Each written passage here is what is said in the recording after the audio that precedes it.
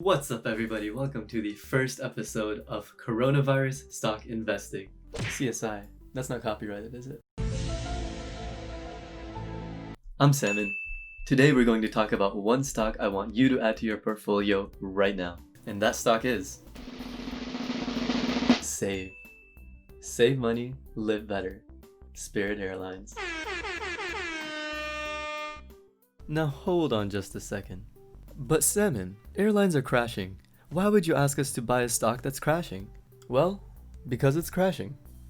There's a classic saying that's known well outside the financial bubble. Buy low, sell high. Simple, right? Well, if you're looking to buy airlines for a cheaper price, this is the perfect time to do that. From this chart, you can see that Spirit Airlines has been down 75% since 5 years ago. This presents a massive buying opportunity for anybody who thinks that Spirit Airlines will go back up at any point in the future. If you notice, the number that I have for average cost right now is $16.41. That means, as soon as the share price rises above that number, I will begin profiting off of Spirit Airlines. And if you ask me, $16 is a very low cost for Spirit Airlines.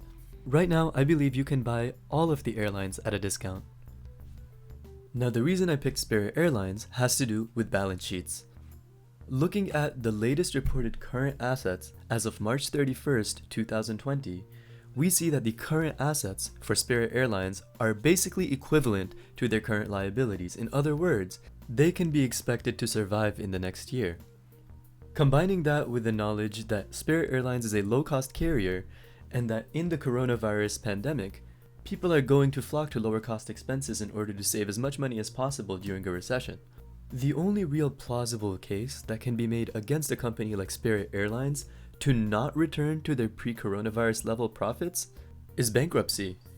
And due to the numbers you see right in front of you, I don't think that they will go bankrupt in the next year, and I do believe that a coronavirus vaccine or some sort of solution will be implemented in the next 2 years. But American Airlines, for example, has a very small ratio of current assets to current liabilities.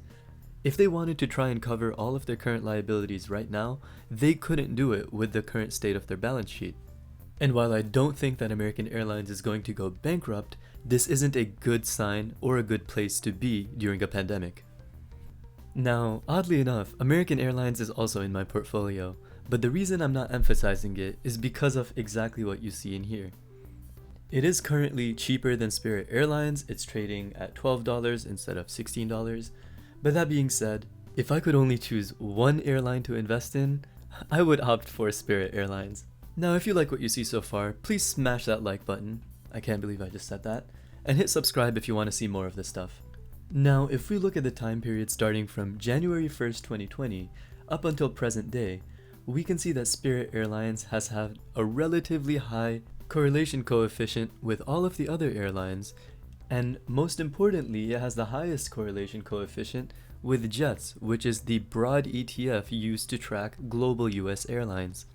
Airlines like American Airlines, Delta Airlines, United Airlines, Southwest Airlines, and many other airlines throughout the entire United States.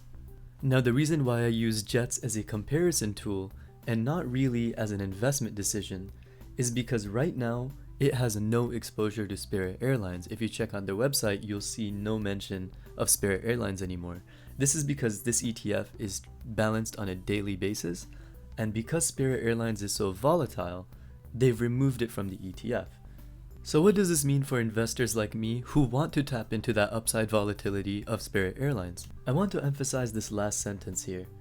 Traders have been shorting Ryanair while holding long JETS, or they've been shorting JETS and going long Spirit Airlines in order to place an emphasis on individual names, like Spirit Airlines, outperforming others.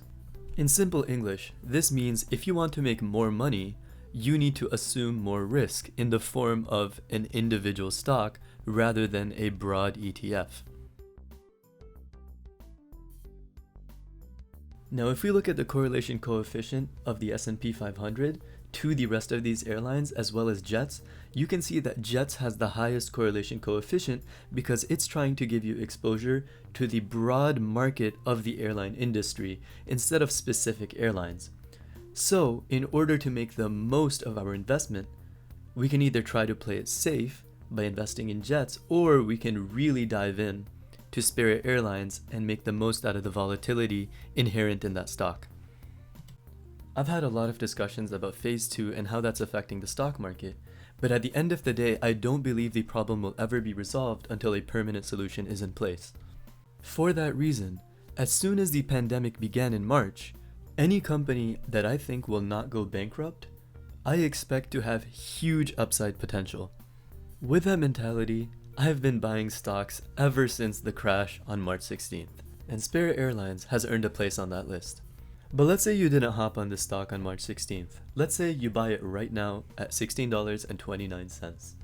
You stand to make 150% in 2 years, doing nothing but buying and holding a stock, forgetting about it, and then looking back at it in 2 years. No option plays, no stress, just a great price for a currently undervalued company. This isn't even the highest that Spirit Airlines has gone. Now keep in mind, in order to get 150% over the next 2 years, you're probably going to need to hold the stock for a minimum of 2 years, or whenever the coronavirus pandemic is resolved, which ideally shouldn't take longer than 2 years, but this coronavirus pandemic will not get resolved anytime soon. And from the perspective of investing in the stock market, continuing to believe that it will improve in a shorter period of time is going to set you up for a lot of disappointment in the near future. In recent past, the airline industry has been one of the most prominent recipients of government aid in the United States. Now, forecasts for airline earnings have been down for the next year, and we know why. Until a coronavirus vaccine is developed, we're going to continue to see situations like we just saw last week, where, after phase 2 was implemented, we saw massive increases in coronavirus cases throughout the entire US, which is why our coronavirus chart looks like this. Beautiful, isn't it? Nowadays, the media has a massive impact on stock prices across the entire market, and the airline industry is no exception. Now, I love how the estimate that they give here is 3 years. They say it could be 3 years before the industry sees a sustainable revival. However, my goal here is to get ahead of psychological responses. So even if things realistically only improve in 3 years, the likelihood of them announcing it before that 3-year period is over is very high.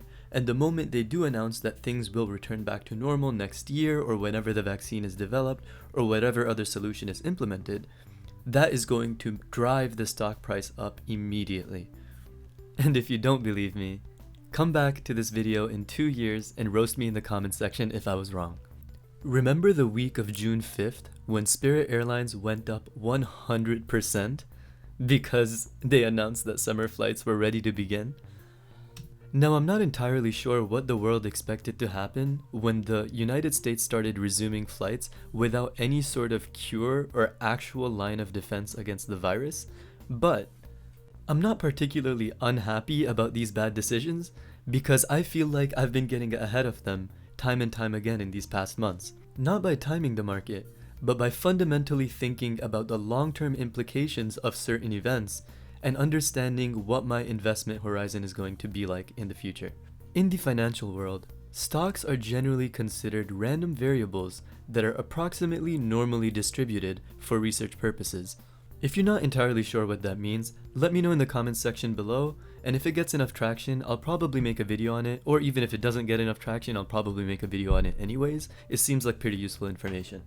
The reason why I love charts like this is because it allows me to understand how the mean, aka the return, and the standard deviation can form a normal curve, which allows me to visualize much more effectively not just my potential upside, but my downside risk as well. This technique is used all the time in financial research, so I definitely recommend familiarizing yourself with the normal curve, even though understandably you may have seen it last in high school or maybe even earlier than that.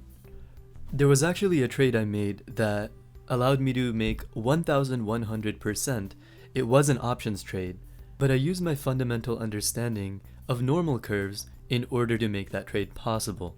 I am planning to make a video about that trade as well, so hit that subscribe button and hit that bell icon if you want to be notified about that video. I'd appreciate if you hit that subscribe, am I pointing to it right? Nope. The subscribe button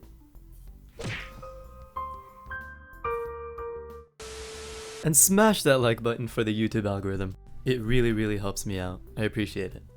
I'd like to keep making videos, maybe on how I use options, or how I think about stocks, or how I apply the normal curve to how I think about stocks. I can explain what tools I use to make my investment decisions, what I use to research stocks, what I use to understand the fundamental and technical analysis behind each stock. Whatever the case might be, let me know what you'd like to see next in the comments. Thank you so much for sticking with me through this video, and if you implement some of the things I've talked about, eventually you'll be as rich as Batman.